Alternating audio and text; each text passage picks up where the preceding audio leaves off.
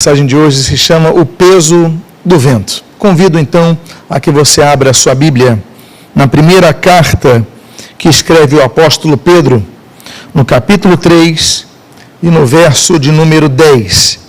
E assim registra a palavra de Deus. Pois quem quer amar a vida e ver dias felizes, refreie a língua do mal e evite que os seus lábios falem dolosamente. Oremos. Pai amado, Deus bendito, lemos a tua santa e preciosa palavra. Pedimos, Deus, que fales conosco. Fales conosco, Pai, que essa palavra ela seja semeada em corações que estejam abertos à tua voz. E que possamos a cada dia regar esse coração. E pelo teu Espírito possamos então ver esta semente crescer, essa semente se tornar uma planta, se tornar uma árvore, produzir frutos. Aqui colhamos em toda a nossa vida. Ajuda-nos, Deus. Pedimos a tua ajuda e o que nós o fazemos agradecidos em nome de Jesus. Amém e amém. O texto diz então, para aqueles que querem amar a vida e querem ter dias felizes. Eu creio que todo mundo queira isso. Eu creio que seja um alvo de todos, por serem felizes e o amarem a vida. Mas a Bíblia, ela traz nesse texto, daquele apóstolo que já está idoso, daquele apóstolo que já está há pouco tempo, há poucos anos do seu martírio, ele com a sua sabedoria, com a sua experiência, ele escreve ao longo de todos os seus anos, e logo o apóstolo que era tão impetuoso nas suas palavras, era tão rápido nos seus procedimentos, nas suas palavras, ele mesmo vai escrever, olha, refreie a sua língua do mal e evite que seus lábios falem dolosamente. Eu quero falar hoje sobre a língua, mas não o órgão língua. A língua é um órgão que fica em nossa boca, todos nós sabemos, e esse órgão, ele tem visa trazer a nós o paladar, também a formação dos fonemas da fala, e também ele tem, então, as suas glândulas que trazem o suor interno nosso. Né? Tanto é que nos animais, você vê muitas vezes os animais, que têm muitos pelos, com a língua para fora, eles estão soltando, eles não conseguem soltar tanto suor ali, então eles soltam pela própria boca. A língua é um órgão interessante, ela tem 17 músculos, por mais que não possamos vê-los, mas é um músculo central e são 8 músculos de cada lado. 1/3 desses músculos, eles são motores, eles produzem a movimentação, mas 2/3 são sensíveis. Eles produzem em nós a questão do paladar, eles produzem em nós, por exemplo, nós temos 4 gostos básicos, 4 sabores básicos, o doce, o amargo, o azedo e o ácido. A junção desses 4 sabores geram no adulto mais de 10 mil sabores. A criança não, mas no adulto chega a 10 mil sabores. Então, é um órgão muito trabalhoso. Mas hoje eu não quero falar da anatomia da língua. Eu quero falar sobre os efeitos de uma das suas funções, que é de produzir fonemas da fala. Ou seja, eu quero falar sobre o peso do vento. O peso das palavras que nós produzimos e saem pelo ar e entram nos ouvidos e produzem consequências. Eu gostaria de falar sobre esse provérbio, por exemplo, que é talvez um dos textos que mais possam nos alertar sobre o que nós podemos produzir com a nossa língua. O texto diz: a morte e a vida estão no poder da língua, e o que bem a utiliza, come do seu fruto. A língua mata, a língua revifica. A pessoa pode ser renovada através de uma palavra de consolo. A pessoa está entristecida e vem então alguém traz um conselho e levanta a pessoa, não é verdade? Bons conselhos animam, ajudam, orientam, são palavras. Assim também como palavras pesadas, carregadas, elas têm um poder destrutivo muito grande. O próprio Lutero, o autor da Reforma, ele sabia que a palavra saía do seu coração, e ele dizia o seguinte: ele falava, olha, eu temo mais o meu coração do que o Papa e os cardeais.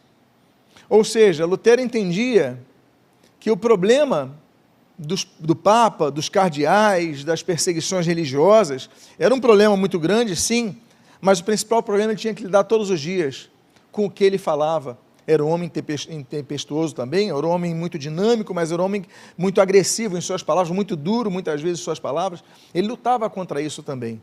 E todos nós devemos lutar, por quê? Porque a morte e a vida estão no poder da língua. Quem domina a língua, então, como já tinha falado ali, citamos o apóstolo Pedro, citamos aqui o provérbio de Salomão, mas quem domina a língua, então, ela passa a ter o poder de dominar outras coisas.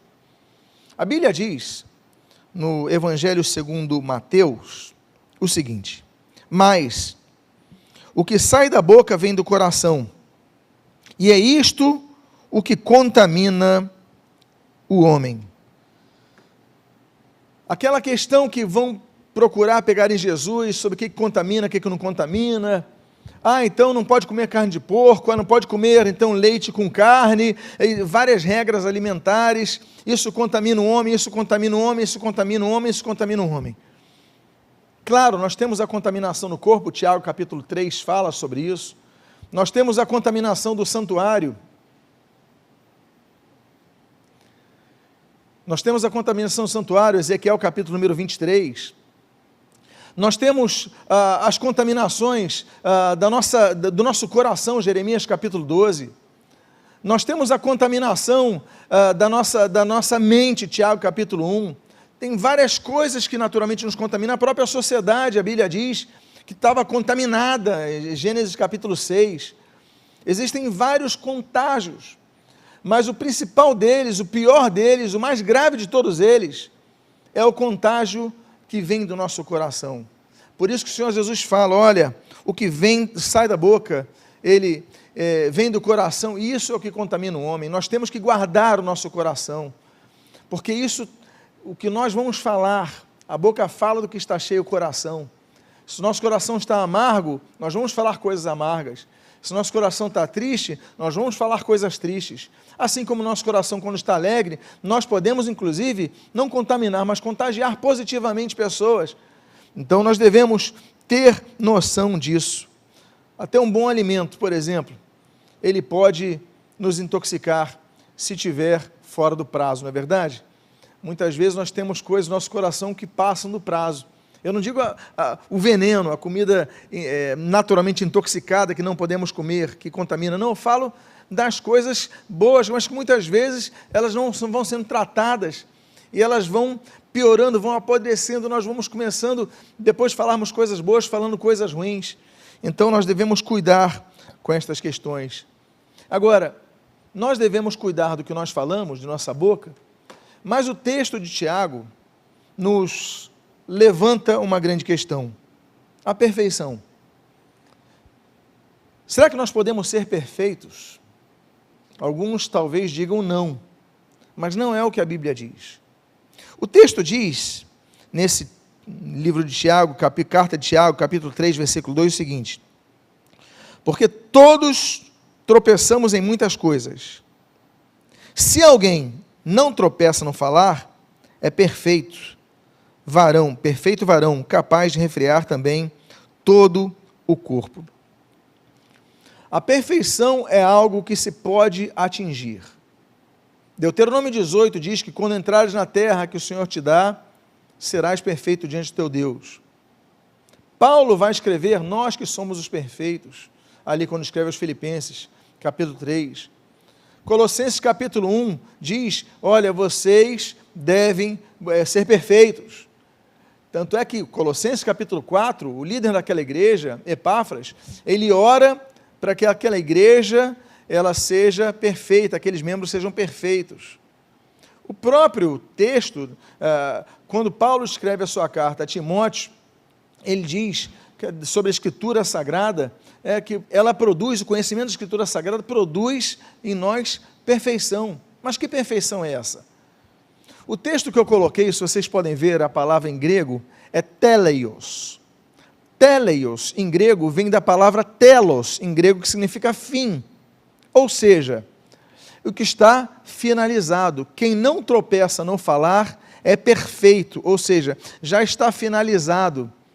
Quando você vai fazer um bolo, você começa então a preparar a massa, e alguém chega e fala, está pronto? Não, não está pronto. Aí você vai colocar no forno, a pessoa pergunta, já está pronto? Não, não está pronto, não está finalizado. Aí depois você pega do forno, vai colocar aquela forma, vai colocar a calda, a pessoa chega, está pronto, não está pronto, você vai colocar o creme, está pronto, está... Depois você vai colocar então aquela cereja. Aí a pessoa pergunta, está pronto? Aí você fala, já está pronto, porque já foi finalizado. Ou seja, eu não tenho mais o que fazer nesse bolo, já está pronto. Isso é o que a Bíblia diz no texto que nós estamos lendo, a palavra teleios. Teleios é finalizado. Esse é o sentido da perfeição nas letras de Tiago. Esse mesmo que conhecia o Antigo Testamento, aliás, Tiago é a carta mais parecida com os textos do Antigo Testamento que nós temos no Novo Testamento. E ele conhecia naturalmente o texto que Deus falou, olha, vocês vão ser perfeitos diante do Senhor. O texto hebraico é tamim. Tamim em hebraico é completo. Ou seja, você já alcançou a sua meta. Você já alcançou o seu objetivo. Agora, aquele bolo que você preparou é o melhor bolo que existe em toda a face da terra? Não, provavelmente não. Provavelmente outras pessoas, confeiteiros experientes, vão fazer bolos melhores. Mas aquilo que você tem, aquilo que você dispõe, aquele seu objetivo foi alcançado. A Bíblia diz que nós podemos, então, alcançar essa perfeição, ou seja, essa completitude, ou seja, finalizarmos um objetivo, quando? Quando nós conseguimos não tropeçar na língua. Porque apesar dos poucos centímetros que a língua tem, pessoas tropeçam nela como se tivesse 2 metros. Por quê? Porque as palavras, elas alongam o nosso estado de espírito. As palavras, elas alongam a nossa alma ferida. As palavras, elas esticam o nosso sentimento. E aí, pessoas tropeçam, mas nós mesmos tropeçamos. Quantos de nós já não nos arrependemos daquilo que nós falamos para outras pessoas? Quantos de nós? E se nós não tropeçarmos no que nós falamos, nos tornamos perfeitos. É bom lembrar o que o texto de Provérbios, capítulo 13, versículo 3 diz. O que guarda, e aí nós temos outra palavra muito interessante. O que guarda, natsar, a boca conserva a sua alma, mas o que muito abre os lábios, a si mesmo arruína. Blaise Pascal, um grande matemático francês, ele dizia o seguinte, um dos maiores problemas do ser humano consiste no fato dele não dominar as suas palavras. Pelo fato de ele não dominar as suas palavras, o ser humano tem tido prejuízos, e é verdade. O texto diz aí, o que guarda a sua boca conserva a sua alma, mas o que muito abre os lábios a si mesmo é ruína. Muitas vezes a gente fala demais. Muitas vezes você já falou tudo que devia falar, está tudo resolvido, mas você fala uma palavra depois, você perde. Entrevistas de emprego, está tudo bem, você falou tudo certinho, já na saudação final você fica de pé, fala uma palavra, perdeu o seu emprego. Não acontece isso? Eu lembro de uma vez que eu li no jornal de 2 brasileiros que foram presos quando estavam entrando nos Estados Unidos, num voo, e o agente, o policial ali da imigração, ele fazia a pergunta, você está vindo por quê? Vai ficar quanto tempo? Vai ficar onde? Eles respondiam tudo certinho. Até que, já no final daquela entrevista, que é uma entrevista rápida, ele falou assim, vocês estão trazendo alguma coisa que queiram aqui dizer? Aí um olhou para o outro e falou assim, a gente está trazendo uma bomba. Pronto. Prenderam eles, confiscaram as suas documentações, eles falaram, não, mas é brincadeira, não importa, você falou que era uma bomba. Pesquisaram, ficaram uns 2 ou 3 dias, não lembro quanto tempo, presos ali, e depois foram expulsos do país sem nem ter entrado nele, e voltaram ao Brasil por causa de uma brincadeira. Falaram o que não deviam. Nós devemos a só falar o necessário. É o que diz a Bíblia. O que guarda a sua boca, conserva a sua alma. Eu coloquei esse termo hebraico, porque no hebraico é natsar. Natsar é o termo usado para vigia.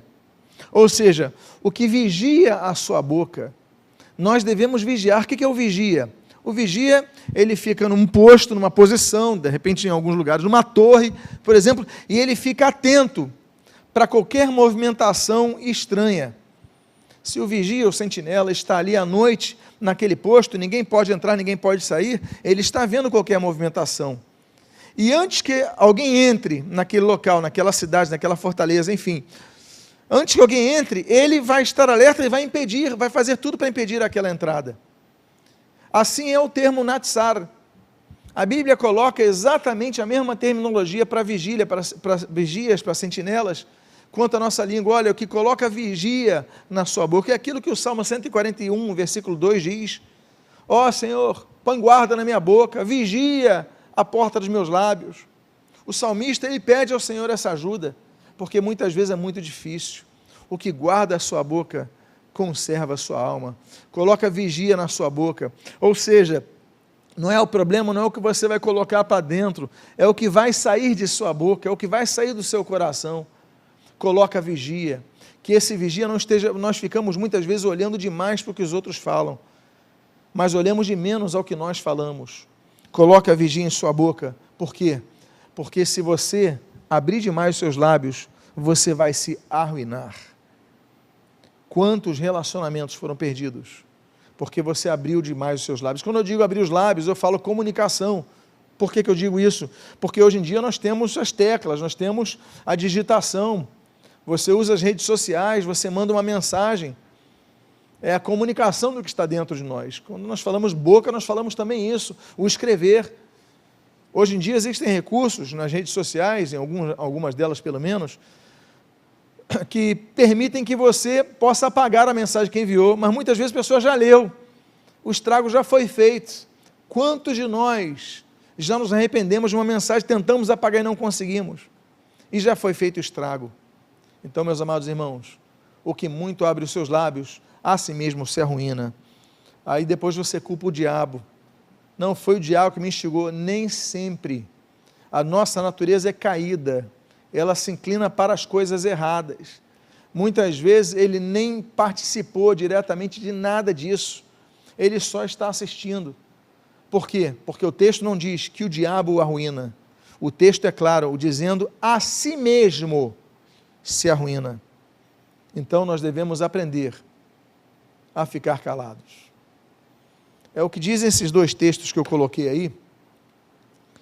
E esse texto, ele diz o seguinte: tudo tem o seu tempo determinado, e há tempo para todo propósito debaixo do céu.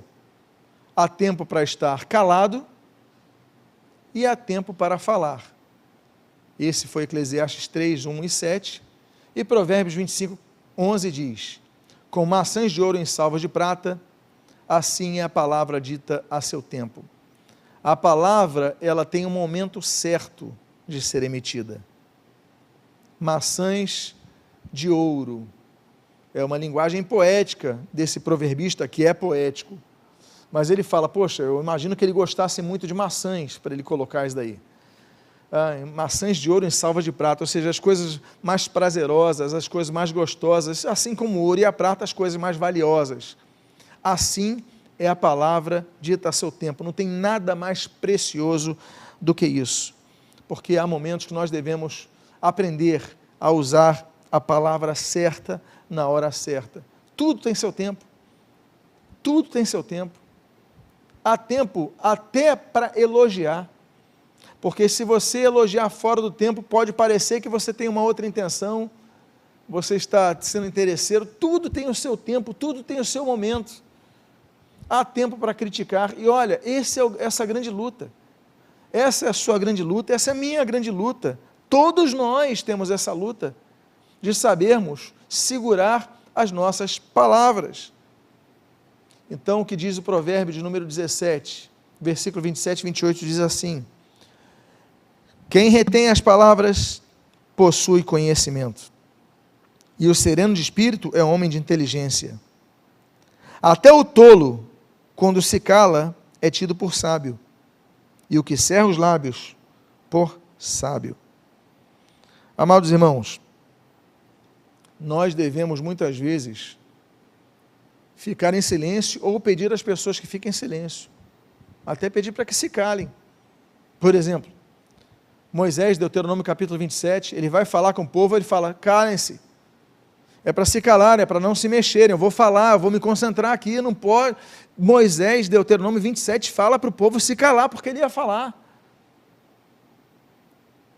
Nós vemos textos na Bíblia que falam sobre a importância, o próprio Paulo, em Antioquia, no discurso lá de Atos capítulo 13, ele fala, calem-se, agora eu vou falar. Tem momento que você precisa que os parem, porque senão ninguém vai prestar atenção. Agora, tem momentos que nós precisamos calar. O próprio Senhor Jesus, a Bíblia diz, em Mateus capítulo 27, que ele se calou diante de Pilatos.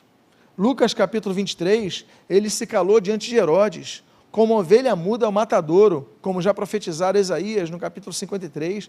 Então nós vemos essa questão, não é apenas esperar que os outros se calem, eu pedir para os outros se calarem, mas nós devemos muitas vezes nos calar diante dos que estão falando contra nós.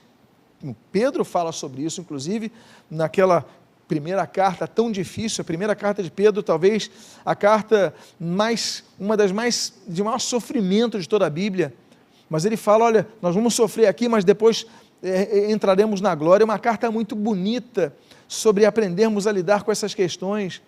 Mas o texto diz, esse texto de Provérbios diz, olha, o que retém as palavras possui o conhecimento. Parece um paradoxo, porque quem conhece pode falar mais, porque ele pode ensinar mais, tem mais coisas para dizer. Parece um paradoxo. Mas o texto, inclusive ele fala depois, olha, até o tolo, quando se cala, é tido por sábio. Então todos estão falando numa reunião, numa sala, e o sujeito está lá calado. Aí ele coloca a mão no queixo, ele faz aquela cara de análise, aí o sujeito olha para ele e fala, ele está analisando tudo, é um cara inteligente, e às vezes o cara é o que menos sabe de todo mundo, só que ele está agindo com inteligência, ele está agindo a arma, o recurso que ele tem. Ele fala, não posso falar lá, vou. É o que diz a Bíblia. Até o tolo, quando se cala, se passa por sábio. Por quê? Porque o sábio não sai falando tudo. Assim como o inteligente não fica falando tudo que sabe a todo momento. Não, tem momento que ele cala. Tem momento que é oportuno que ele fique calado, que ele retenha o seu conhecimento. Às vezes numa discussão, às vezes você deixa a pessoa falar, deixa a pessoa falar, você tem, não vou falar porque vai piorar. E olha, quando a gente falha nisso, a gente piora a situação. Como eu, como você, como cada um de nós, já pode ter vivenciado isso. E aí se destrói em relacionamentos. Por quê? Porque você não soube calar. E o segredo está nisso. Agora, quando você for falar, quando for a hora de falar, aí nós temos que pegar o conselho que o apóstolo Paulo, quando estava preso, acorrentado, ele escreve à igreja de Colossos. Colossos é uma cidade muito próxima a Éfeso, a 160 quilômetros, algo assim, e Éfeso é uma igreja que Paulo dirigiu por 3 anos, ou seja, Paulo pastoreou aquela igreja, conhecia aquela igreja, assim como ele conhecia alguns membros de Colosso, e ele escreve aos Colossenses, ele diz o seguinte, olha Colossenses, a vossa palavra seja sempre agradável, com sal, para saberdes como deves proceder.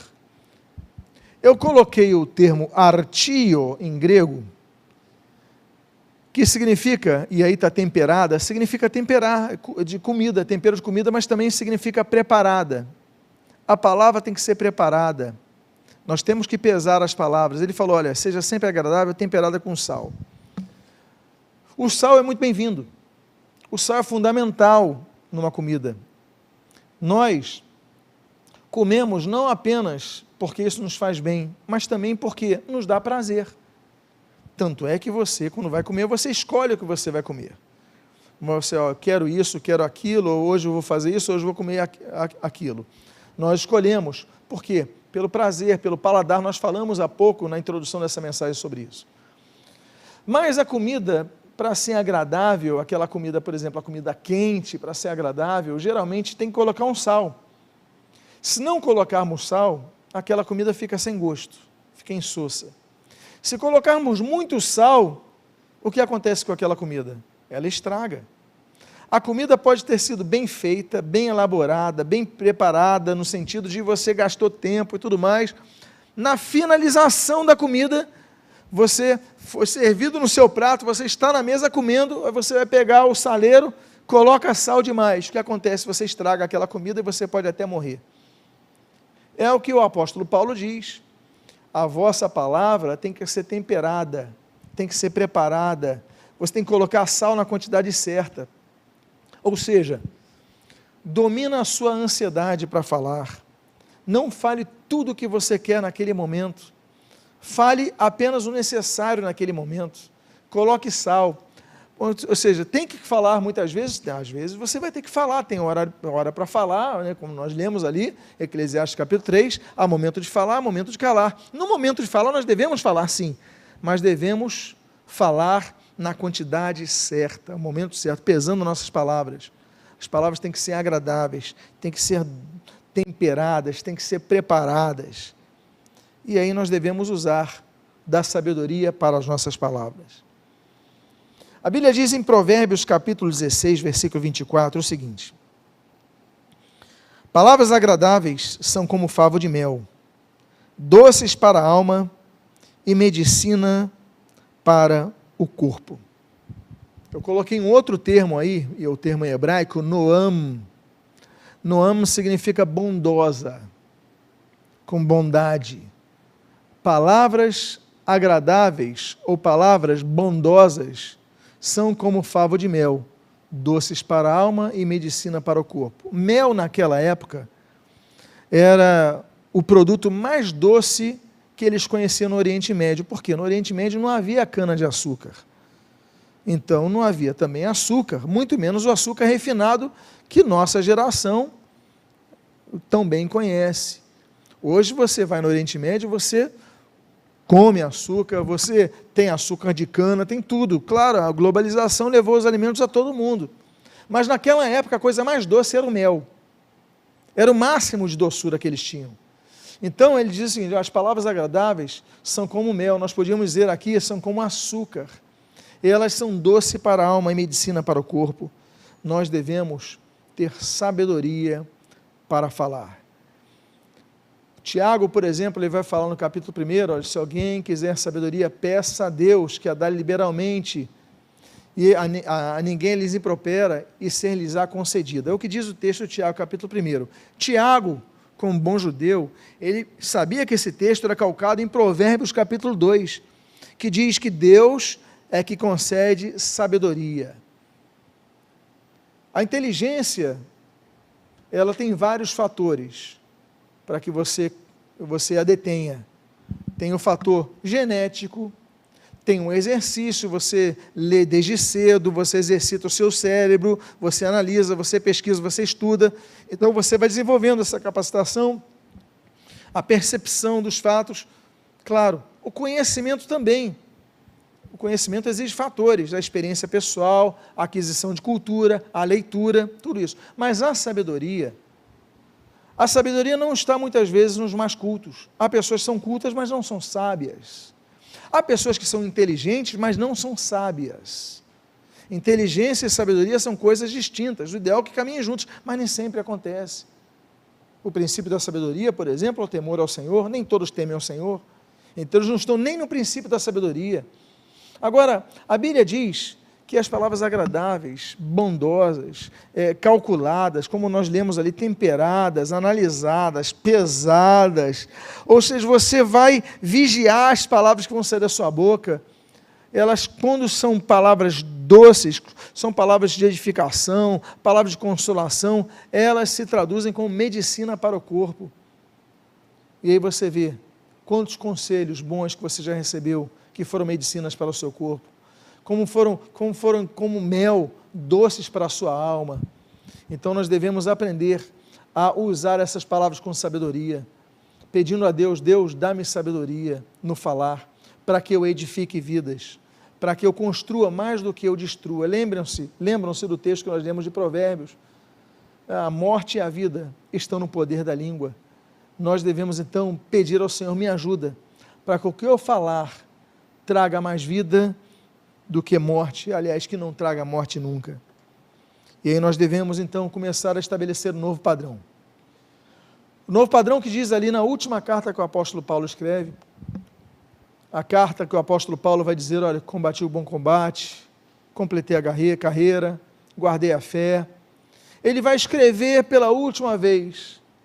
E nessa última escrita, antes do seu martírio, na Via Óstia, ali em Roma, ele escreve aquele a quem ele chama de meu verdadeiro filho na fé, que é Timóteo. E ele diz o seguinte, olha Timóteo, eu estou indo morrer, eu vou morrer, completei a carreira, chegou o final. Agora, diz o texto aí, mantenha o padrão das sãs palavras, que de mim ouvistes com fé, e com o amor que está em Cristo Jesus.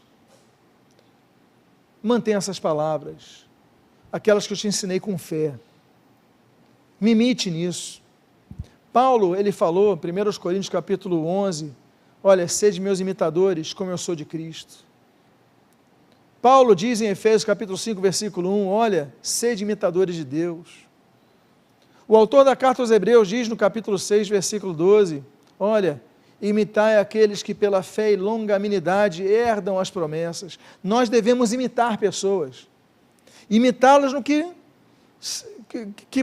produzem, naquilo que produzem de fundamentalmente edificante na vida, edificante na fé. Paulo está falando, olha, mantenha o padrão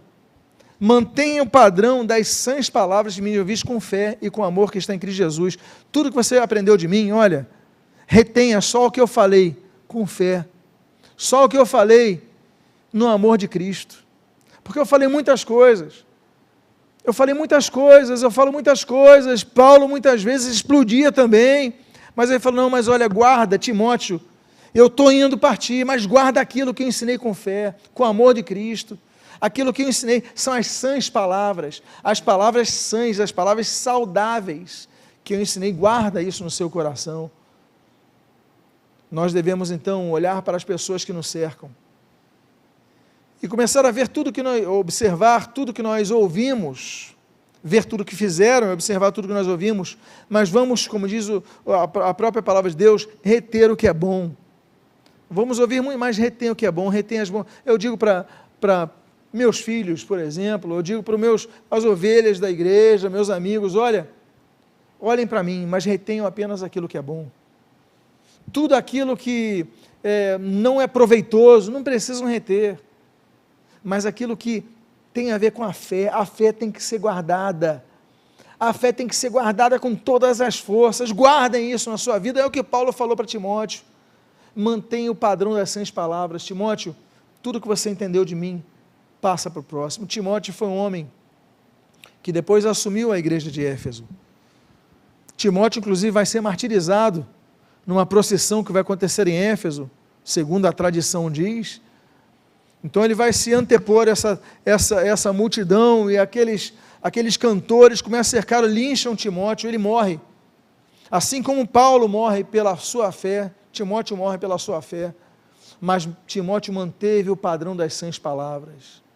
Então que você mantenha esse padrão, sendo aquilo como Timóteo falou, sede meus imitadores, como eu sou de Cristo. Um outro exemplo sobre a palavra que tem que ser pesada, tem que ser analisada, tem que ser bem trabalhada, tem que ser temperada, é o que o Senhor Jesus fala.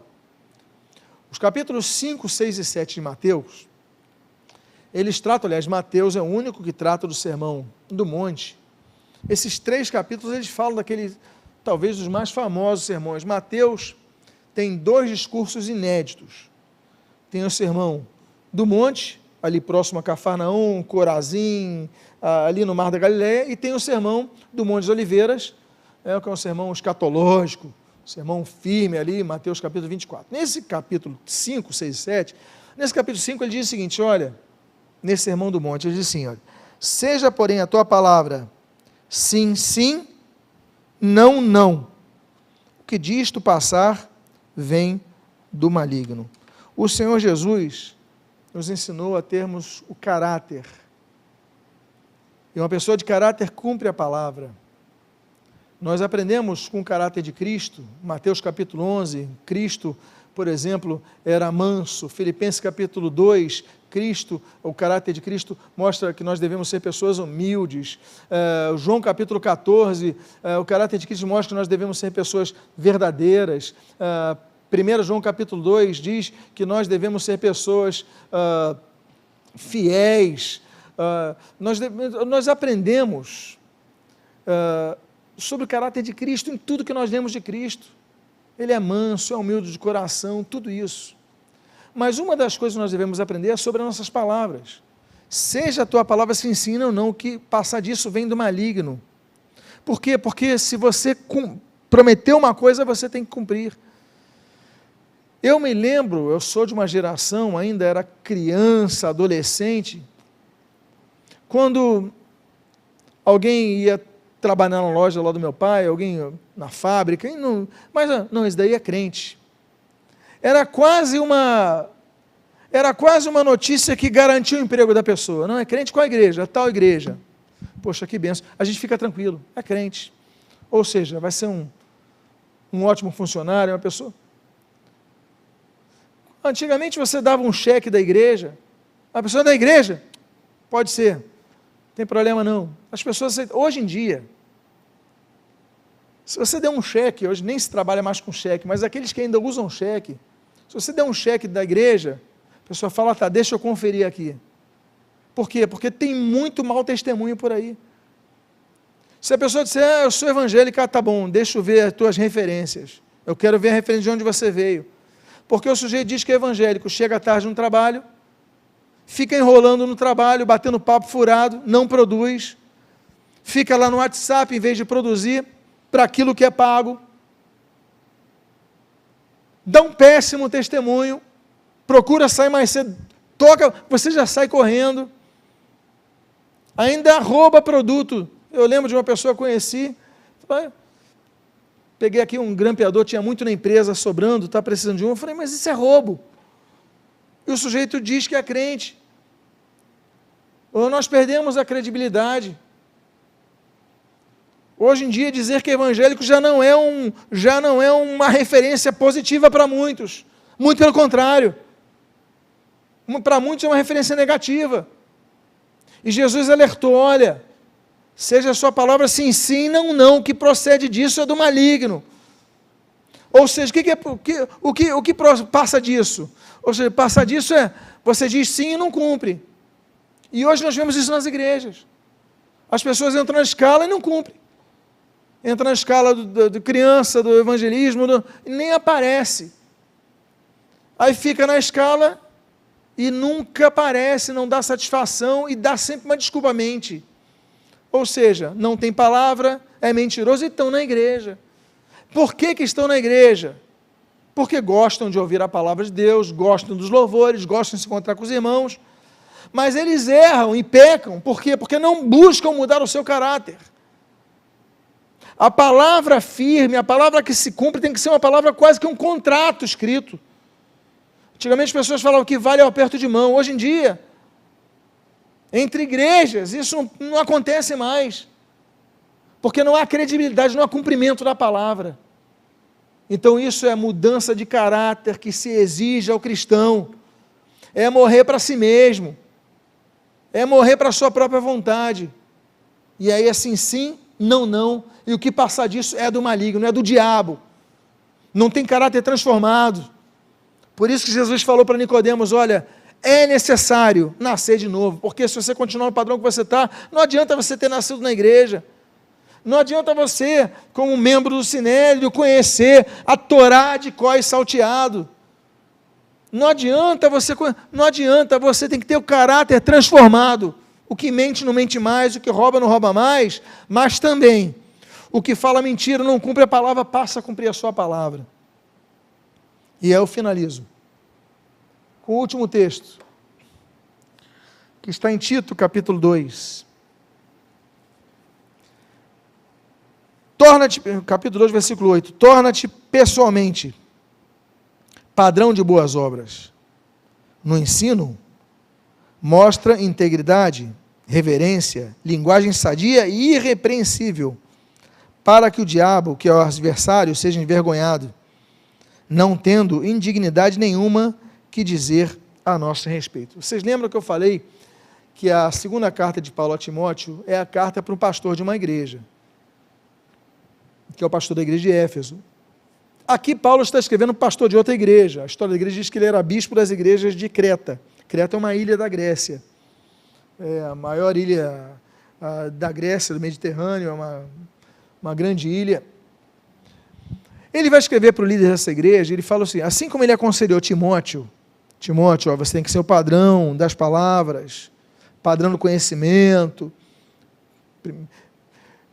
Quando ele escreve, inclusive, 1 Timóteo capítulo 4, versículo 12. E aqui em Tito 2, ele vai falar a mesma coisa. Tito, você que é o bispo das igrejas de Creta, você que vai organizar as igrejas aí, olha, você vai ser o líder, você tem que ser padrão de boas obras. Agora, no ensino, aí ele começa a dizer, você tem que ter integridade, reverência, hoje em dia, o que não se encontra muito, linguagem sadia e irrepreensível. Eu botei o termo grego, logon igia, né? Igia vem de higiene, saúde, e akatagnoston.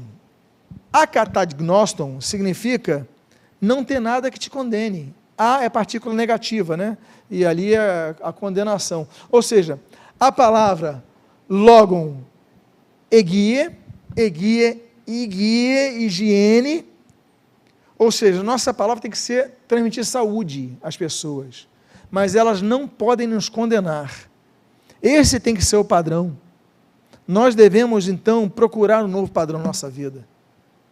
Ele diz isso para um líder, mas essa palavra se aplica a todos os cristãos, a todos os discípulos de Cristo. Nós devemos pesar as nossas palavras. Nós devemos buscar ser em todo momento pessoas que colocam vigia em nossa boca. Devemos vigiar o que sai de nossa boca, controlar nossos impulsos, controlar para sermos pessoas perfeitas. Se nós dominarmos a nossa língua, não tropeçando nela, olha, já caminhamos para o que Deus espera de nós. Eu espero que essa palavra tenha abençoado a sua vida. E se você é uma dessas pessoas que tem tido dificuldade, eu quero orar por sua vida. Eu quero orar por você nesse momento, eu quero convidar a você a ficar de pé. Eu quero orar por todos que estão ouvindo essa palavra, para que nós possamos procurar o aperfeiçoamento, a partir do controle de nossa própria língua. Feche seus olhos, oremos. Pai amado, Deus bendito, nós te agradecemos por Tua palavra que encontra eco em nossos corações. O que nós pedimos, Deus, é que nos ajudes. Como diz o Salmo 141, no versículo 2, coloca vigia em nossa boca, coloca guarda na porta de nossa boca, nossa língua, Senhor, tenhamos sentinelas na língua, Senhor. Como nós lemos aqui, nos ajude, Senhor, a controlar o que nós falamos. Nos ajude, Senhor, a no momento que nós queremos falar, nós possamos entender se é o momento de falar e se for para falarmos, o que devemos falar, para que não possamos mais destruir relacionamentos como nós destruímos, destruir carreiras como foram destruídas, perdermos aquilo, Senhor, que foi tão dificilmente construído. Por isso, Pai, pedimos, nos ajuda a calarmos quando necessário for. Abençoa as nossas vidas, fortalece a nossa fé, e o que nós pedimos, nós fazemos agradecidos em nome de Jesus. Amém e amém. Que Deus abençoe a sua vida rica e abundante.